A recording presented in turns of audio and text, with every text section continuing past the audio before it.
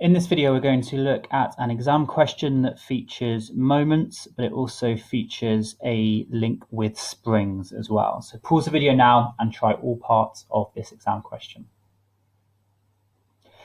Okay, part A, it says calculate the extension of the spring. So this requires you to know that the force on a spring is equal to the spring constant times by its extension, which is something that you did at GCSE and is also in the materials topic. Now, they've been a bit irritating here. They haven't, just given you the spring constant. They're making you work it out in a slightly long way. So they've given you this information and you can work out the spring constant. So the spring constant is the force over the extension, which is 4 newtons over 0.1 meters, which is 40 newtons per meter. So now the extension of the spring is force over the spring constant. The force is obviously 0.9 times by G, which is 9.8, over the spring constant, which is 40. So let's work that out. That's 0.22 meters.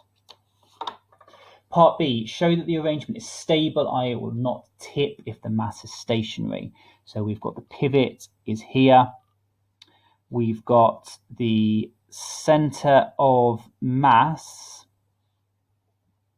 of the whole arrangement is here.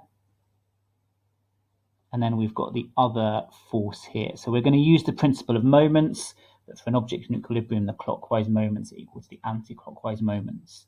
So we can do the anti-clockwise moments, which is 0.9 times G, which is 9.8, times by the perpendicular distance to the pivot, which is 0.18 meters.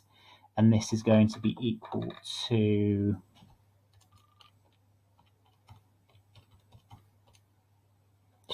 1.6 Newton meters. And then the clockwise moments are going to be given by the mass of the retort stand times by its perpendicular distance times by G as well. So I should have put G over here, right? It should be weight times distance.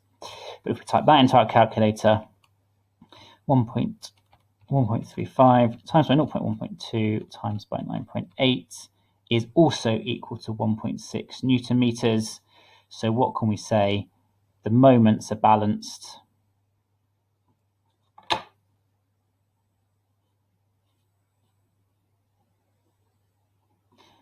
The stand will be in equilibrium.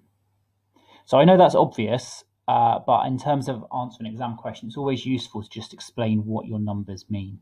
And just little things like this as well, where you're just explaining that you're doing the clockwise and the anti-clockwise moments, just really helps, a marker or examiner know what you're doing, and so it's not just a load of random numbers.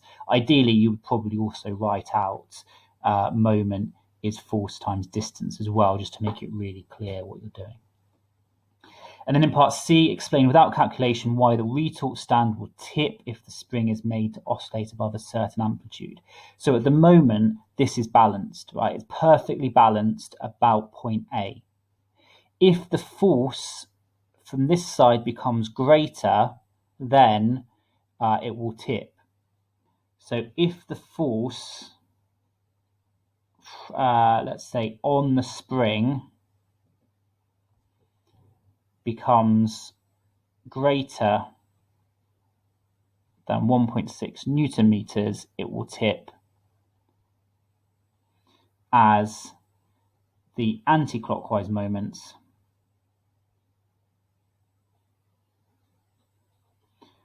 will be greater than the clockwise moments. But that doesn't fully explain why the force will become bigger. So what you've got to think about is if this starts to oscillate up and down, what will happen to the force from the spring? Well, we know that force is proportional to extension. So if the extension increases, all right, because it's oscillating up and down, then what will happen? Then the force will also increase. All right. So we don't need to do any calculation. We don't need to put any specific numbers in. We don't need to really know anything about simple harmonic motion. We just need to know what oscillate means. It's going to move up and down, and that therefore if the extension becomes greater, the force will become greater, and obviously the spring is exerting an upwards force to counteract the motion downwards. And if it becomes greater than its existing value, this finely balanced value, it will tip.